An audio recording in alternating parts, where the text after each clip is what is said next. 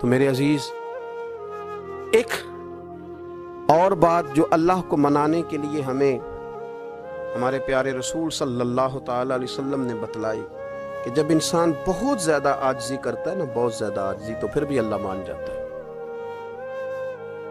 جب وہ اس کے حضور بہت عجز کا اظہار کرتا ہے، بہت زیادہ عجز کا اظہار کرتا ہے، وہ ڈر جاتا ہے اس سے۔ وَلِمَنْ خَافَ مَقَامَ رَبِّهِ جَنَّتَانِ، فرمایا جو میرے سامنے کھڑے ہونے سے ڈرے گا میں اسے 2 جنتیں عطا کروں گا۔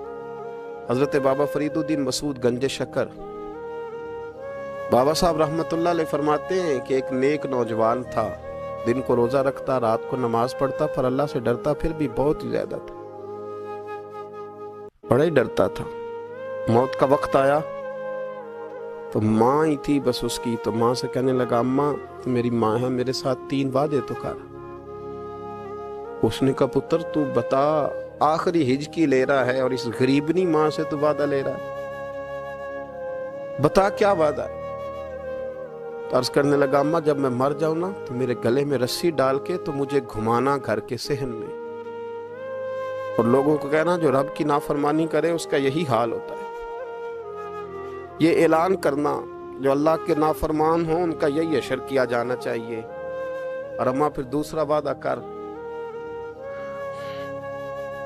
میرا رات کو جنازہ اٹھایا جائے، میں نہیں چاہتا کہ کسی کے منہ سے یہ لفظ نکل جائیں کہ وہ دیکھو اللہ کا نافرمان جا رہا ہے، رات کو میرا جنازہ اٹھانا۔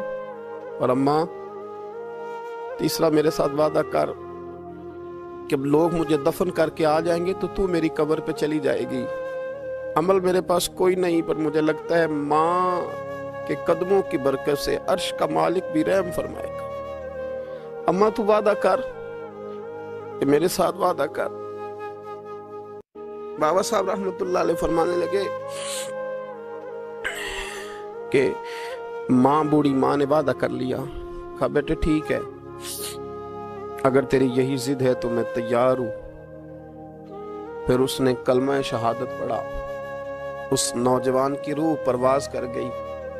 بوڑھی ماں نے رسی منگائی تو وَلِمَنْ خَافَ مَقَامَ رَبِّهِ جَنَّتَانِ، جو ڈر جائے، اس نے تو کہا تھا نا کہ رسی ڈال کے گھمانا اور کہنا یہ اللہ کا نافرمان ہے، اس کا یہی اشر ہونا چاہیے تھا۔